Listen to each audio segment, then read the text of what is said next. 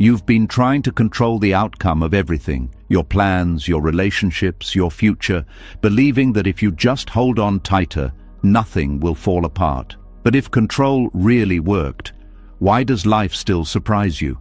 Why do things still slip through your fingers no matter how carefully you prepare? Why does the more you try to force peace, the further it seems to move away? The truth is, life was never something you were meant to control. It was something you were meant to experience. And Buddhist wisdom has revealed this for centuries. Not through struggle, not through pressure, but through surrender. The quiet strength of letting go of what was never yours to command.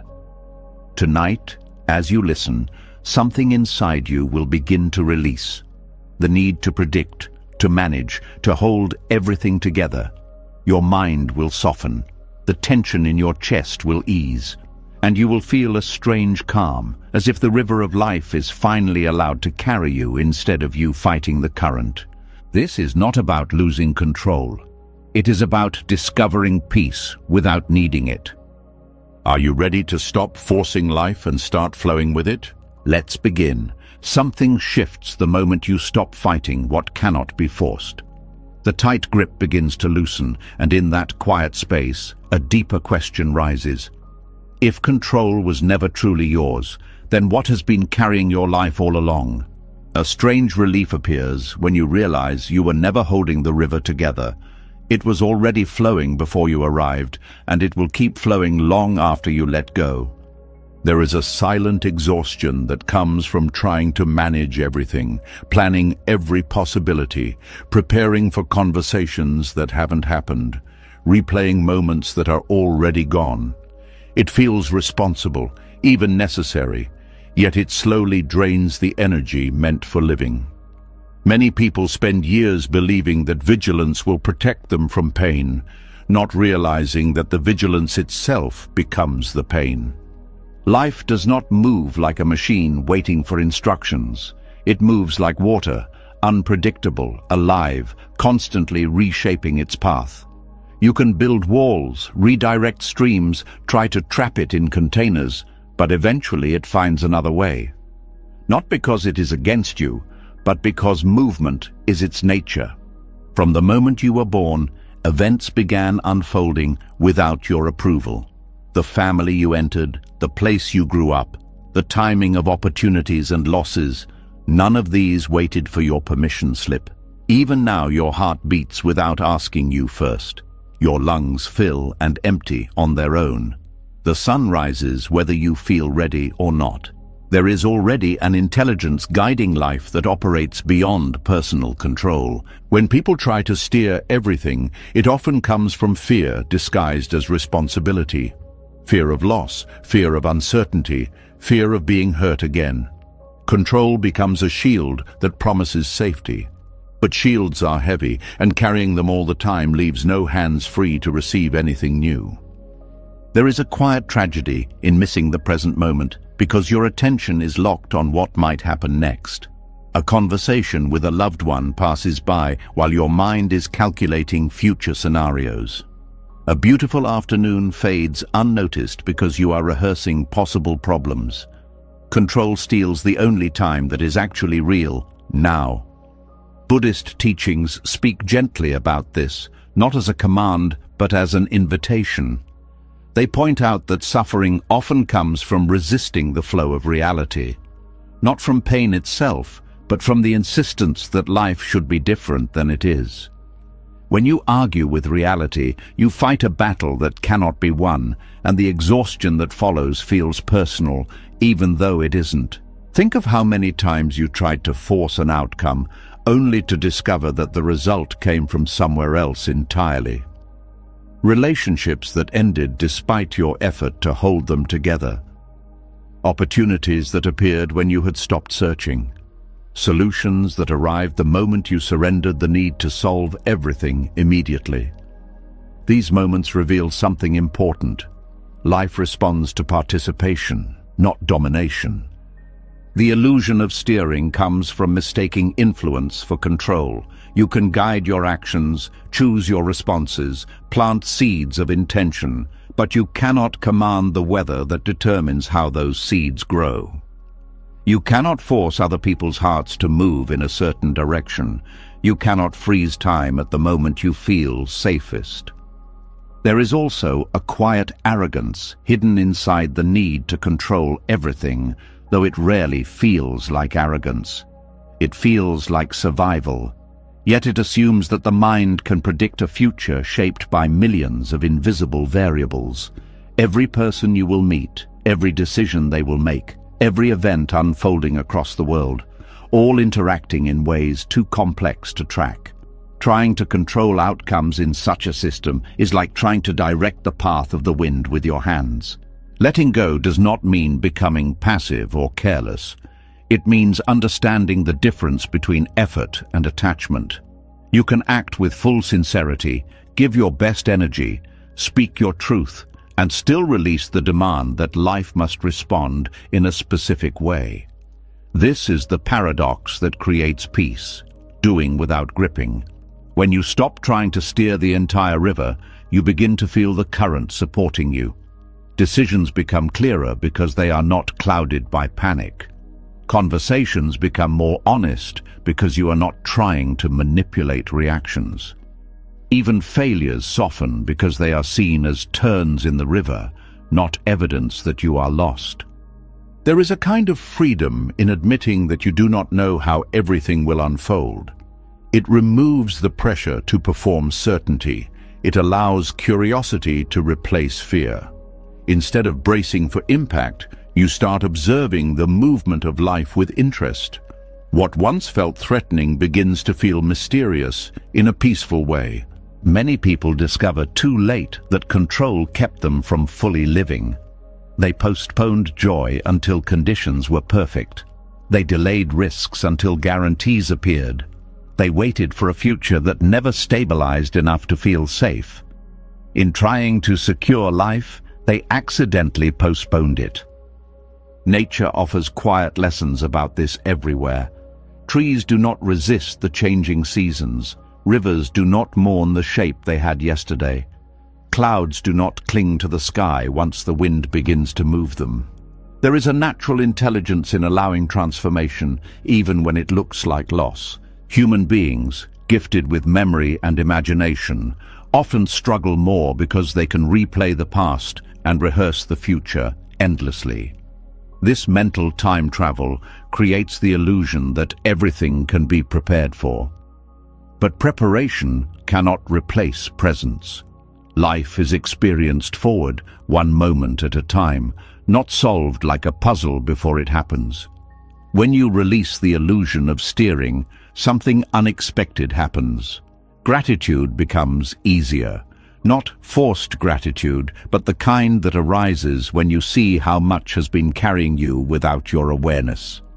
The people who showed up at the right time, the strength that appeared during hardship, the quiet resilience that kept you moving even when you felt lost. You start to notice that control was never protecting you from pain anyway. Difficult moments arrived regardless. The difference now is that you are not adding extra suffering by resisting them.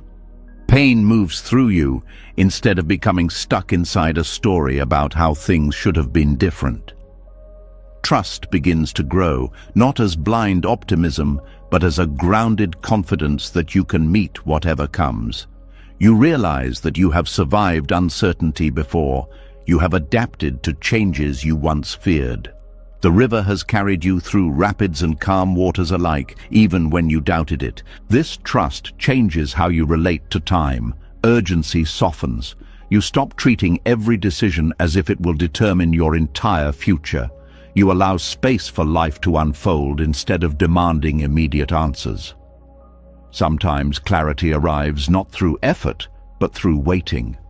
Relationships also transform when you stop trying to control outcomes. You listen more because you are not steering conversations toward a predetermined conclusion. You respect other people's paths instead of trying to manage them. Love becomes less about possession and more about presence. There is a quiet dignity in moving with life rather than against it. It does not make you weak. it makes you adaptable. Like water, you learn to change shape without losing essence. You discover strength in flexibility instead of rigidity. Moments of uncertainty still come, but they feel different now. Instead of panic, there is curiosity. Instead of resistance, there is openness. You may not know where the river is leading, but you begin to trust that movement itself is part of the destination. Peace, then, is not found by controlling every outcome. It is found by releasing the demand that outcomes must obey you.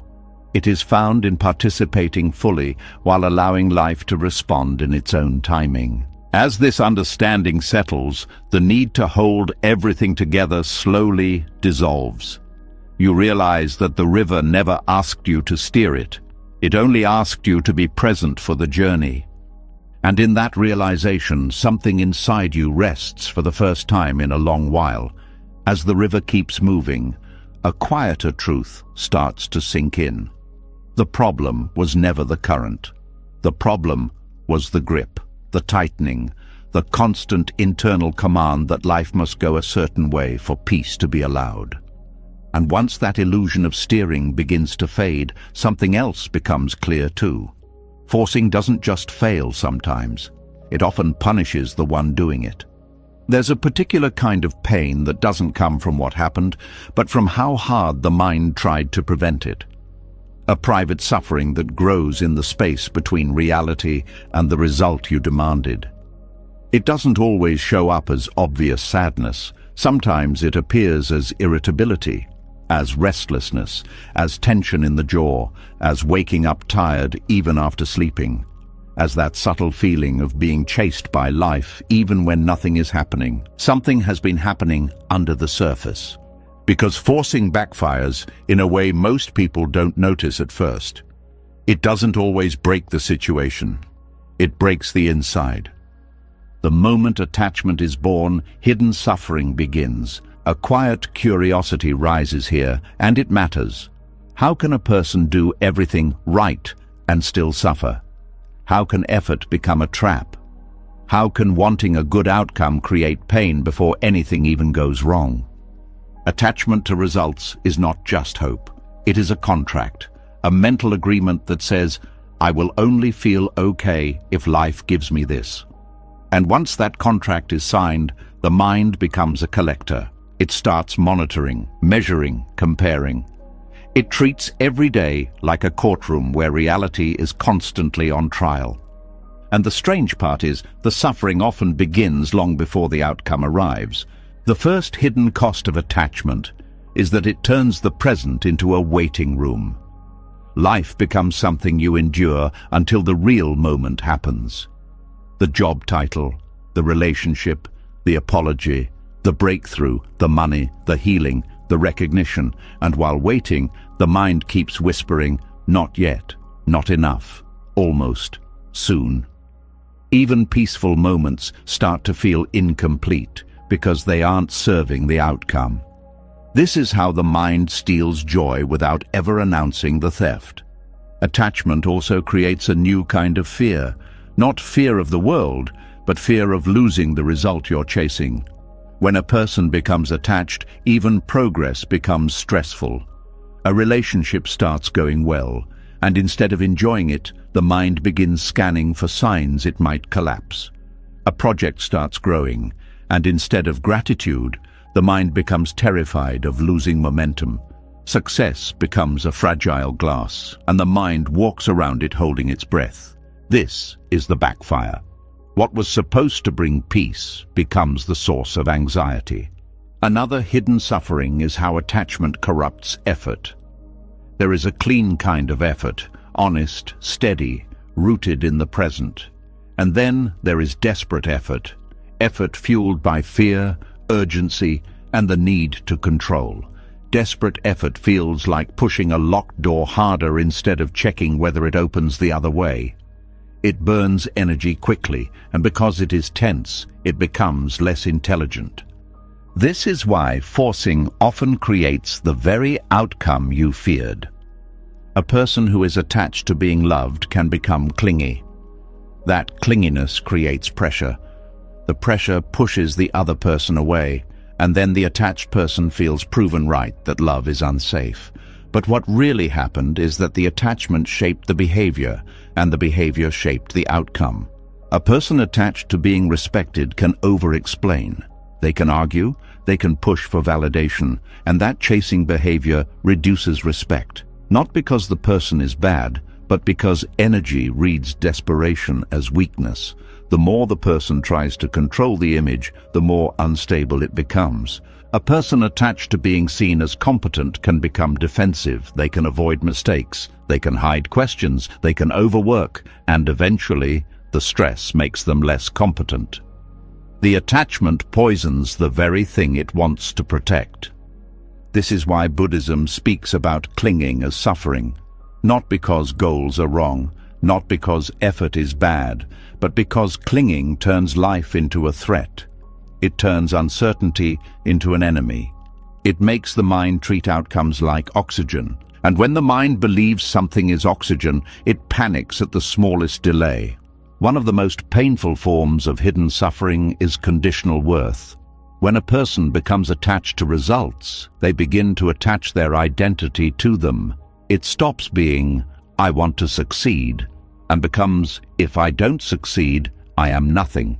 It stops being, I want love, and becomes, if I'm not chosen, I'm unlovable. It stops being, I want progress, and becomes, if I fall back, I'm broken.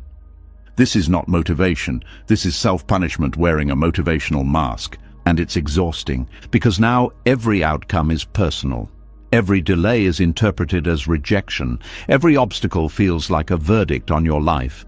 Even small things feel heavy. A message not replied to becomes a storm. A plan changing becomes an insult. A bad day becomes a story about a bad life. Attachment makes reality emotionally expensive. It also makes people lose their inner flexibility. When you're attached to one outcome, you stop seeing other doors. You stop noticing other paths. You become so focused on one destination that you miss the quiet opportunities passing by. The mind becomes narrow, and narrow minds suffer because they can't adjust. A tree survives storms because it bends. A rigid branch snaps. In the same way, the mind that clings becomes brittle. When life changes, it breaks. Another way forcing backfires is that it teaches you to disrespect timing. There is timing in everything, not the kind you can control, but the kind you can learn to cooperate with. Growth has seasons, relationships have rhythms, healing has waves, learning has plateaus. Attachment hates plateaus. It thinks stillness means failure. So it forces movement, even when the soul needs rest. It forces conversations, even when silence would heal. It forces decisions, even when clarity needs time. Then the person ends up exhausted, confused, and resentful, not because life is cruel, but because they tried to harvest fruit before the tree was ready. When you force, you also lose sensitivity. You stop listening to the quiet signals. The body says, slow down, but attachment says, not now. The heart says, this doesn't feel right, but attachment says, keep going, the outcome is close. The intuition says, let it be, but attachment says, fight harder. This is how people walk into pain with open eyes. And still the mind will say, I had no choice. But there was always a choice. It just didn't feel safe because the mind was addicted to the result. This is an important word, addiction. Attachment to results can behave like an addiction because it creates emotional dependency. The mind starts needing the outcome to regulate itself. If progress happens, the mind feels relief. If progress doesn't happen, the mind panics. This is a fragile way to live, because life is not stable enough to hold your emotional balance for you. Buddhist surrender is not about becoming careless. It is about rebuilding emotional stability inside yourself, so outcomes are no longer the controller of your peace. Because peace that depends on outcomes is not peace. It is a pause between storms. Real peace is what remains even when outcomes change. So what does it look like to release attachment without losing ambition, without becoming passive, without pretending you don't care? It begins with a simple shift, returning effort to the present moment. Instead of obsessing over results, focus on right action. Right action means doing what is wise now, not what guarantees the future. It means speaking honestly without trying to control how it lands. It means showing up consistently without demanding instant reward. It means improving daily without needing applause. When you practice this, your mind slowly learns a new trust. I can act fully, and I can let go fully. This creates a clean feeling in the chest, a steadiness, a lighter relationship with life. Another practice is learning to notice the emotional tightening. Attachment has a physical signature. You can feel it. It often shows up as tension, a contracted stomach, a clenched jaw, a shallow breath, a restless need to check, to confirm, to control. When you notice that tightening, it is a signal, not a command, a signal that says, the mind has started believing peace is outside. The moment you notice it, you can soften it. Not by forcing softness, but by allowing, by exhaling, by relaxing the body, by reminding yourself, I can survive uncertainty, by letting the nervous system learn that not everything needs to be solved right now. This is how surrender becomes real, not as an idea, but as a bodily release.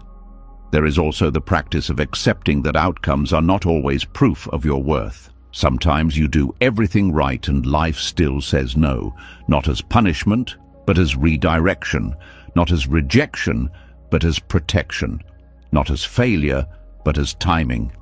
This is hard to accept when the mind is attached, because attachment assumes it knows what is best. It assumes this outcome is happiness. But life often reveals later that outcome would have broken you. Many people can look back and see it clearly.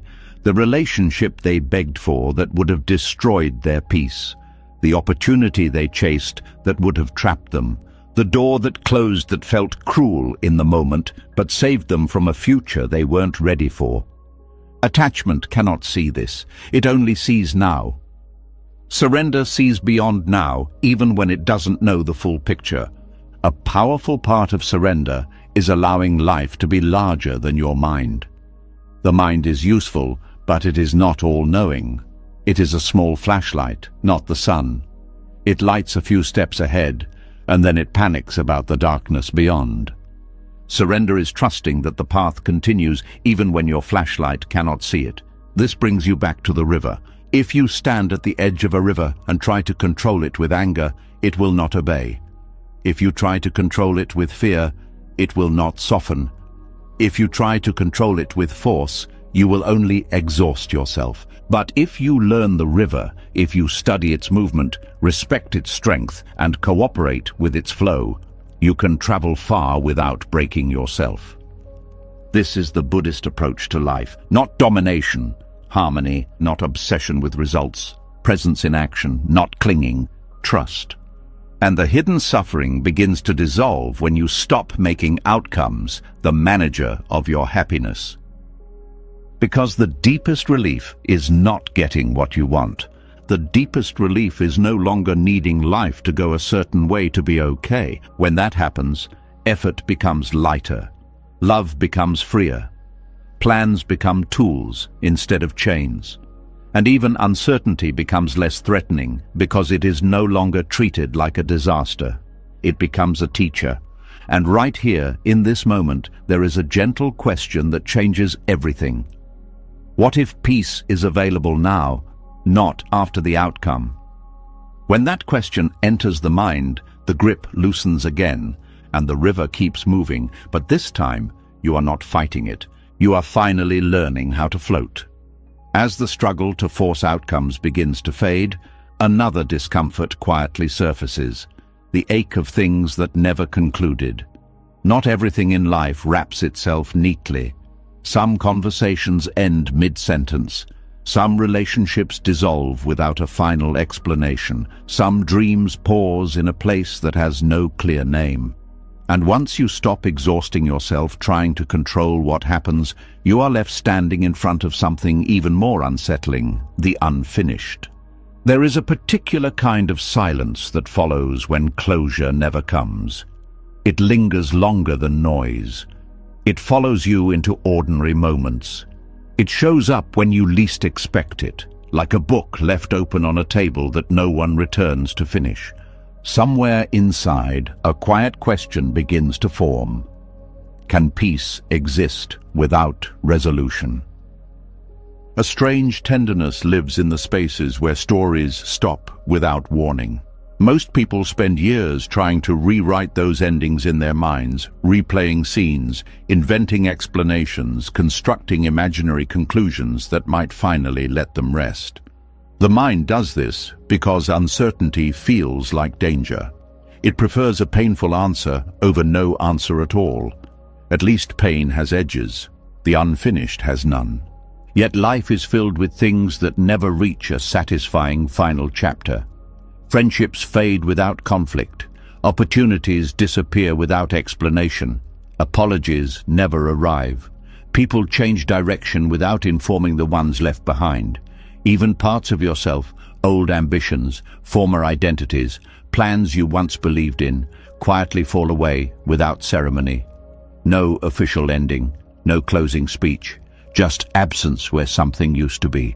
The difficulty is not only that these endings are unclear, but that they challenge the belief that life should make sense. From a young age, many people are taught to expect completion. Stories in books resolve. Movies provide closure, questions receive answers, effort produces reward, but real life often leaves threads loose, as if it were written by a hand that values movement more than neat conclusions. The mind resists this. It searches for missing pieces, as if solving a puzzle will restore control. It wonders what could have been said differently, done earlier, understood sooner. It reconstructs the past repeatedly, hoping a new angle will produce an ending that never existed. This is where hidden suffering lives, not in the event itself, but in the refusal to accept that the event will remain incomplete. Buddhist wisdom speaks gently here, pointing toward a truth that feels uncomfortable at first. Closure is not something life always gives. Sometimes closure is something you grow into, not through answers, but through acceptance of not knowing. When you stop demanding a conclusion, you begin to see that unfinished stories still shaped you. A relationship that ended without explanation may have taught you tenderness, boundaries, or resilience. A dream that dissolved may have redirected you toward a path you would never have chosen deliberately. Even unanswered questions can deepen compassion because they reveal how fragile certainty really is. The peace found in unfinished stories is not dramatic. It arrives quietly, like the settling of dust after movement stops. It is the realization that life continues even when understanding does not. It is the moment you notice that you are breathing normally again, even though the answer never came. There is also freedom in releasing the need to tie every experience into a clear narrative. When you stop insisting that everything must make sense, you become more present. You start to value moments for what they are, not for the role they play in a future explanation. Conversations become meaningful even if they lead nowhere. Efforts become worthwhile even if they don't produce visible results. Love becomes precious even if it does not last forever. This shift softens the heart. Many people fear unfinished stories because they believe they represent failure or rejection, but incompletion is not always loss. Sometimes it is protection. Sometimes it is redirection. Sometimes it is simply the natural ending of something that fulfilled its purpose without needing a formal goodbye. Think of how seasons change. Summer does not apologize when it ends. Autumn does not explain itself. Winter does not justify its arrival. Each season completes what it was meant to do and then steps aside. No announcement, no explanation, just transition. Human life moves in similar cycles, though the mind resists seeing it that way. It clings to permanence because impermanence feels like instability. Yet impermanence is also what allows renewal. If nothing ended, nothing new could begin. Accepting outcomes that never arrive requires a different kind of strength than achieving goals. It requires patience with ambiguity. It requires trust that meaning can exist without clarity.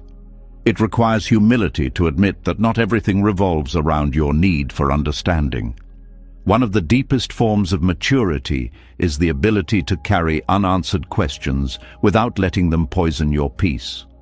There is a story often told in Buddhist circles about a monk who asked his teacher to explain the ultimate truth of existence.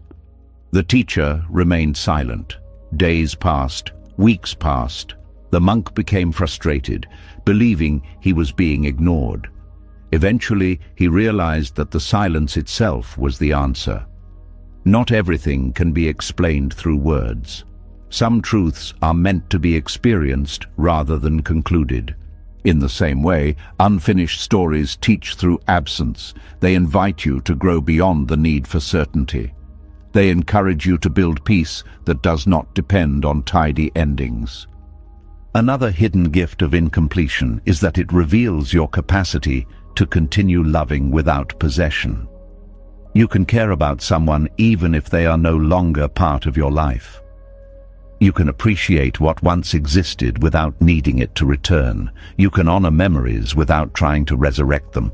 This is not detachment born from indifference. It is detachment born from wisdom. There is also a quiet relief in no longer waiting. Waiting keeps you suspended between past and future. It prevents you from fully entering the present.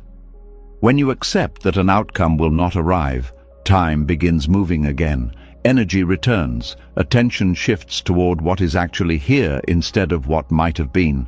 People often underestimate how much of their life is spent waiting for things that are no longer coming. Peace grows when waiting ends. This does not mean forgetting.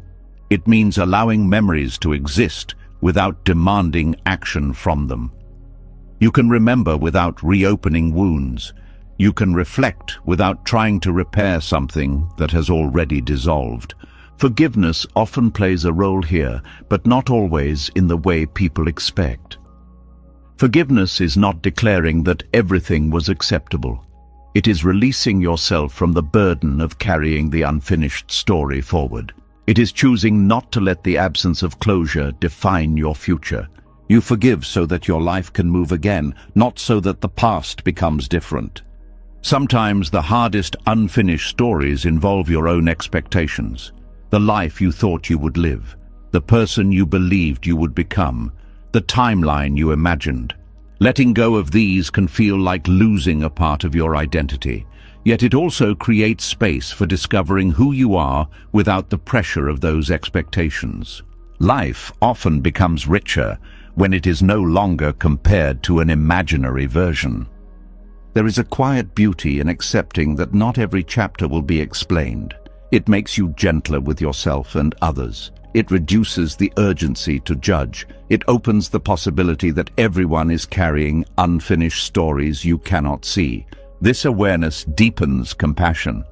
And as compassion grows, the need for answers softens. You realize that understanding every detail is not necessary for living well. Presence becomes more valuable than explanation. Connection becomes more important than resolution. In this space, peace feels less like a victory and more like a return to the simple fact that life is happening now, not in the version of the story you wished had unfolded. You begin to trust that meaning is not only found at the end of things, it exists throughout the journey, even when the destination remains unclear. And something unexpected happens. Unfinished stories stop feeling like open wounds and start feeling like quiet teachers. They teach patience. They teach humility. They teach the art of letting life remain mysterious without trying to solve it. As this understanding settles, the need to chase closure fades. You stop asking life to rewrite the past. You stop negotiating with what already happened. You stop searching for missing pieces in places that no longer exist. Instead, you carry forward the lessons, the growth, the strength you gained simply by living through it. The story may be unfinished, but you are not. And that is where peace quietly takes root. As peace begins to grow around the things that never concluded, another layer of truth quietly reveals itself. Many of the unfinished stories hurt so deeply, not because they lacked closure, but because they exposed something the mind had been hiding: fear. Not the loud kind that announces danger, but the quiet kind that disguises itself as responsibility, preparation, and constant vigilance. When the need for answers loosens, you start to notice how much energy was spent trying to prevent uncertainty from touching you at all. There is a subtle tension that lives beneath the surface of everyday life. It shows up in overthinking, in the need to double-check everything, in the restless scanning for what might go wrong next. It looks like discipline. It sounds like wisdom. But underneath, it often comes from a deeper unease that never fully relaxes. A quiet question appears here. What if control was never strength, but fear wearing a uniform? There is a kind of planning that feels calm and grounded. It prepares without panic. It adjusts when necessary. It leaves space for the unknown. But there is another kind that feels urgent, tight, and endless. It runs in circles, trying to predict every possible outcome, every possible reaction, every possible mistake before it happens. This second kind is not really planning. It is anxiety trying to create safety by building walls out of thoughts. The body knows the difference even when the mind pretends not to. Real preparation feels steady. Anxious control feels exhausting. After hours of mental rehearsing, nothing has actually changed in the outside world, yet the inside feels drained, as if something heavy has been carried for miles. Fear often hides because admitting fear feels like weakness, so it changes its language. It calls itself caution. It calls itself responsibility. It calls itself being realistic. And while some caution is wise, fear-driven control goes further. It assumes danger is everywhere and peace must be earned through constant monitoring. This is why people who try to control everything rarely feel safe, even when nothing is wrong. An anxious mind treats uncertainty as a threat instead of a natural part of life. It believes that if it just thinks hard enough, plans thoroughly enough, anticipates precisely enough, it can eliminate surprises. But life is not a system that can be fully mapped. It is alive, shifting, influenced by countless factors beyond personal awareness. Trying to control it all is like trying to freeze the wind. Fear also creates the illusion that you are alone in managing existence. It whispers that if you stop planning for a moment, everything will collapse. It convinces you that rest is dangerous, that relaxation is careless, that letting go means losing everything you care about. So the mind stays alert, even when the body begs for peace. Over time, this constant alertness becomes normal. You forget what true calm feels like. You forget that it is possible to sit without scanning for problems. You forget that not every silence is hiding a crisis. This is one of the hidden costs of control. It trains the nervous system to live in a state of subtle alarm. Many people discover this only when their bodies begin to protest. Tight shoulders, shallow breathing, difficulty sleeping, racing thoughts that refuse to quiet down even when the day is over. These are not random discomforts. They are signals that the system has been pushed beyond its natural rhythm. Fear-driven control also interferes with trust, not only trust in others, but trust in life itself. When you are constantly planning for worst-case scenarios, you stop noticing how often things actually work out. You overlook the support that appears unexpectedly. You miss the resilience you already carry. Instead of seeing evidence of safety, the mind becomes addicted to searching for evidence of danger. This addiction is powerful because it feels protective. It says, if I stay worried, I won't be caught off guard. But worry does not prevent pain. It only rehearses it. It creates suffering in advance for events that may never happen. Buddhist teachings describe this as living in imagined futures instead of the present moment. The mind projects possibilities and then reacts to them as if they are real. The body responds with stress hormones. The heart rate changes, muscles tighten, all because of something that exists only as a thought. Recognizing this pattern is the beginning of freedom. When you start to see that control is often fear in disguise, you stop blaming yourself for not being calm enough. You begin to understand that your system was trying to protect you in the only way it knew. This recognition softens self-judgment. Instead of fighting your anxiety, you learn to listen to it without obeying it. Fear does not disappear through force. It settles when it feels understood. Another important realization is that uncertainty has never actually prevented life from continuing. Every major change you have lived through came with unknowns.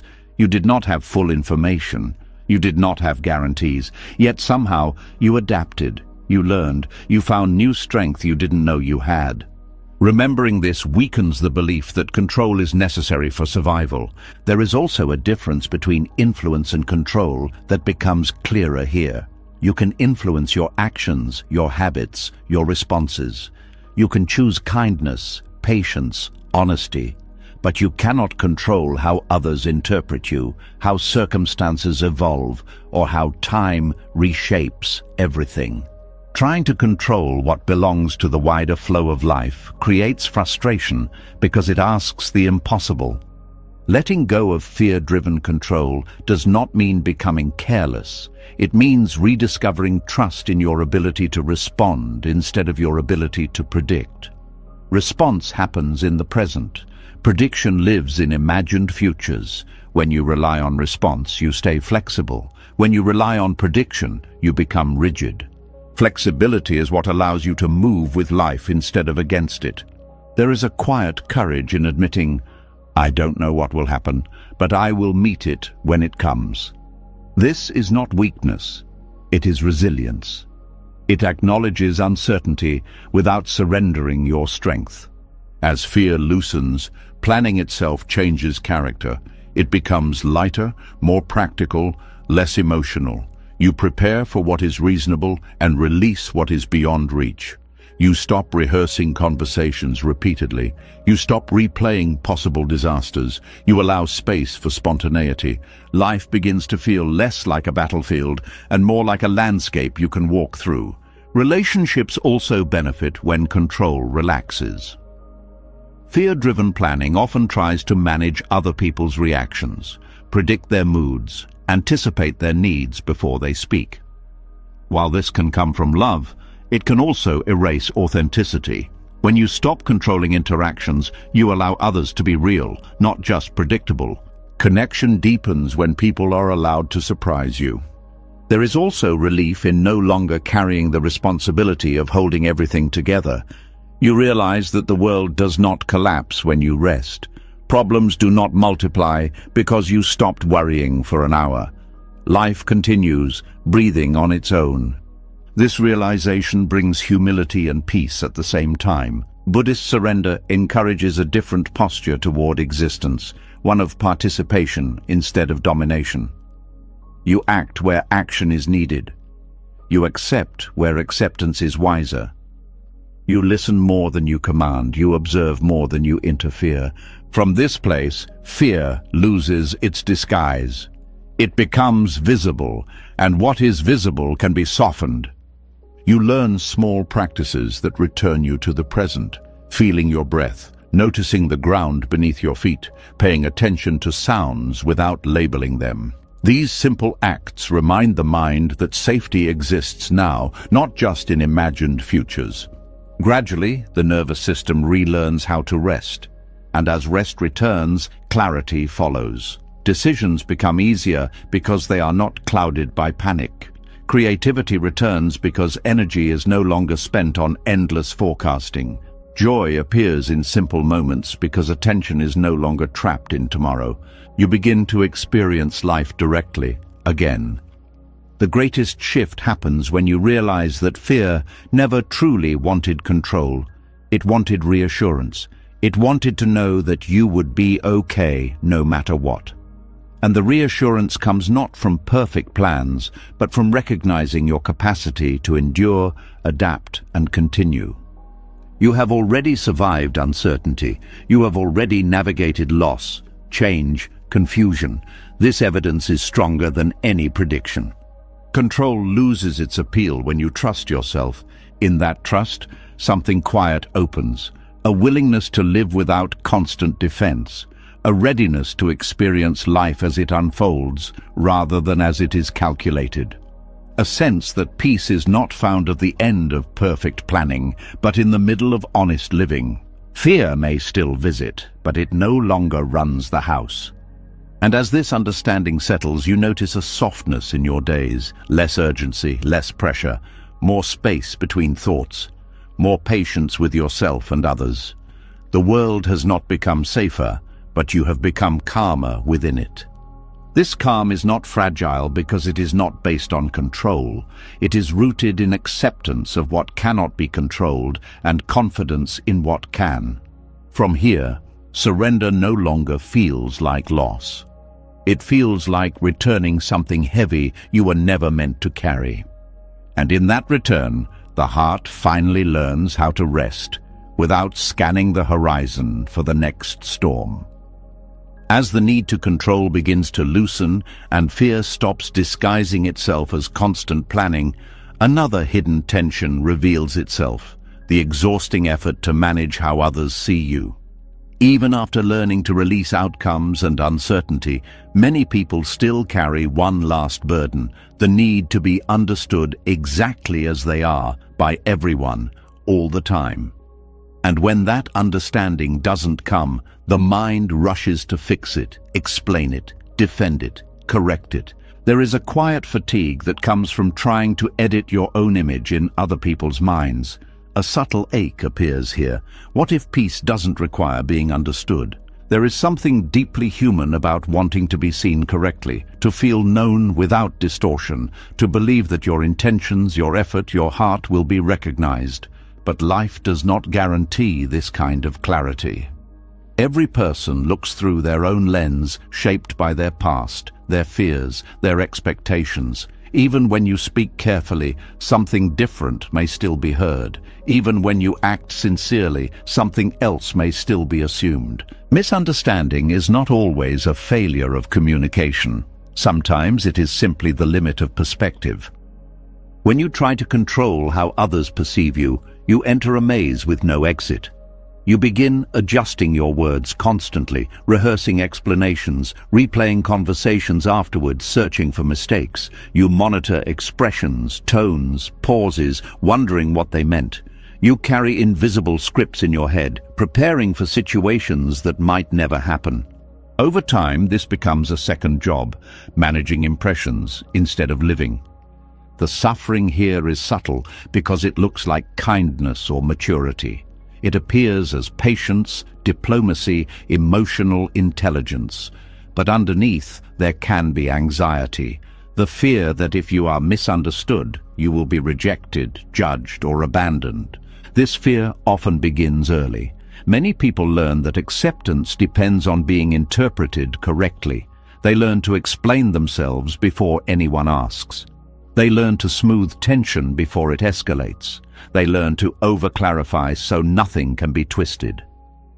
These strategies can be useful in difficult environments, but they become heavy when carried into every relationship. Not every misunderstanding is dangerous. Sometimes letting someone misunderstand you is the only way to remain peaceful. Buddhist wisdom points toward a radical idea. Your inner state does not need universal approval to be valid. You do not need everyone to see you accurately for you to live truthfully. When you release the need to be seen correctly, you stop handing your peace to other people's interpretations. You reclaim something that was always yours, your own clarity. One of the hardest lessons is accepting that some people are committed to misunderstanding you because it fits their story. If they see you as selfish, they will filter your kindness through suspicion. If they see you as weak, they will interpret gentleness as incapacity. If they see you as difficult, even your silence may be labeled as resistance. Trying to correct these narratives can become endless. There is freedom in realizing that not every opinion needs to be corrected. Not every assumption needs to be challenged. Not every false story needs your participation. Silence, in some situations, is not surrender. It is dignity. When you stop chasing validation, something interesting happens. Your energy returns. The hours spent explaining, clarifying, defending, and proving yourself become available again. You can use that energy to build your life instead of maintaining an image. This shift changes relationships too. People who truly care about you will seek understanding without needing constant reassurance. They will ask instead of assume. They will listen instead of project. And those who are not willing to do this reveal themselves naturally, without confrontation. Misunderstanding becomes a filter instead of a threat. Another hidden freedom is authenticity. When you are not busy managing perceptions, you can speak more honestly. You can express uncertainty without dressing it up as certainty. You can change your mind without fearing accusations of inconsistency. You can grow without announcing every step to make sure it is approved. You become less performative and more real. This authenticity feels lighter because it does not rely on perfect interpretation. You say what you mean, act according to your values, and allow the rest to unfold. Some will understand, some won't. Your responsibility ends at sincerity, not at controlling reactions. There is also peace in accepting that you may never fully understand how others see you, and that this is okay. People carry histories you cannot see. They respond from wounds you did not create. They project fears that have nothing to do with you. When you stop personalizing every misunderstanding, compassion becomes easier. You recognize that others are navigating their own inner landscapes, just as you are. Letting people misunderstand you does not mean tolerating disrespect or abuse. Boundaries still matter. But boundaries can be set without lengthy justification. A simple no does not require a detailed defense. Walking away from harmful dynamics does not require convincing the other person that your decision is valid. Sometimes the most powerful explanation is a quiet departure. This lesson is especially important for those who are sensitive or deeply reflective. Such people often carry an extra burden of wanting harmony.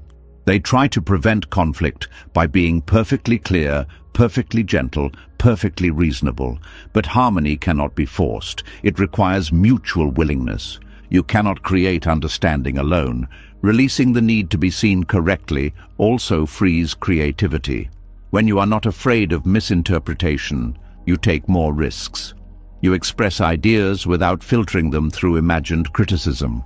You allow yourself to explore without needing everyone to approve the direction. Life becomes less restricted by invisible audiences. There is a deeper spiritual aspect too. When you stop identifying with others' perceptions, you begin to discover who you are beyond roles and labels. You are no longer the person they praised or the person they criticized. You become the quiet awareness observing it all. This awareness is stable because it is not built on reputation. Many people spend decades trying to control how they are remembered, how they are described, how they fit into others' narratives. But narratives change. Stories shift depending on who is telling them. If your identity depends on those stories, it will feel unstable. Peace grows when identity rests in something deeper than opinion. You also learn to appreciate the rare gift of being truly understood by a few people rather than superficially approved by many. Deep understanding is not loud. It does not require performance. It feels like being able to breathe normally in someone's presence. Quality replaces quantity in connection. There is also relief in no longer anticipating criticism before it happens. When you stop preparing defenses, conversations feel lighter. You listen more because you are not composing responses in your head. You speak more naturally because you are not editing every sentence for safety. Presence replaces vigilance. This freedom changes how you relate to mistakes too. Instead of rushing to explain yourself after every misstep, you allow space for reflection. You correct what needs correcting without self-punishment. You accept that imperfection is part of being human, not a flaw to be hidden. Growth becomes possible when defensiveness softens. Over time, the need to be seen correctly dissolves into something gentler, the wish to live truthfully. You realize that being misunderstood does not erase your intentions. It does not cancel your effort. It does not define your worth. Your inner compass matters more than external agreement. And something surprising happens. When you stop trying to control how others see you, some people begin to see you more clearly. Not because you forced it, but because authenticity has a quiet gravity. It attracts those who resonate and releases those who don't. Clarity emerges naturally when it is not chased. From the perspective of surrender, this lesson fits perfectly. Just as you cannot control outcomes, you cannot control perception. Both belong to the wider flow of life. Both soften when you stop gripping them. Peace deepens in the space where explanation is no longer needed. You move through the world lighter, less entangled in invisible negotiations. You allow conversations to end without perfect resolution. You allow distance to grow where understanding cannot. You allow silence to replace endless clarification. And in that silence, there is space to hear your own voice again. This is the freedom that comes from letting people misunderstand you. Not isolation, not indifference, but a calm independence. A sense that your life does not need constant interpretation to be meaningful. As this freedom settles, you notice how much energy returns to you. Energy for creating, for loving, for resting, for simply being. The weight of managing perceptions falls away, and what remains is a quieter, steadier presence. You are no longer trying to be seen correctly. You are simply living correctly according to your own truth. And in that shift, something inside finally relaxes, not because the world has become clearer, but because you no longer need it to be. As the need to control how others see you begins to loosen, another pressure slowly comes into focus. The quiet panic about time. Even when you stop forcing outcomes and stop chasing perfect understanding, there can still be a restless voice inside asking, why isn't this happening yet? It measures your life against invisible deadlines, compares your progress to others, and turns waiting into something that feels like failure. There is a particular kind of anxiety that comes not from what is happening, but from when it is happening. A subtle unease appears here. What if life is not late, but unfolding at a pace you were never meant to control? From a young age, many people are taught that life should follow a predictable schedule. Study by this age, achieve by that age, build relationships, careers, stability, meaning, all within a timeline that rarely accounts for the complexity of being human. When life moves differently, the mind interprets it as delay, as if existence were a train you somehow missed. But growth does not follow clocks. It follows readiness. Nature offers quiet proof of this everywhere. Seeds do not sprout because they are impatient. They sprout because conditions are right. Winter does not rush into spring because someone is tired of the cold. Rivers do not flow faster because travelers are eager to arrive. There is a natural intelligence in timing that operates beyond personal urgency. Human beings struggle with this because awareness of time creates pressure. You can count the years. You can compare your path to others. You can imagine futures that seem to be approaching too slowly. This awareness can become a source of suffering when it turns into self-judgment. The mind begins to whisper that you are behind. Surrendering the timeline is not about abandoning effort. It is about releasing the belief that effort must produce immediate visible results. Some changes happen quietly beneath the surface long before they appear outwardly. Healing, maturity, wisdom, emotional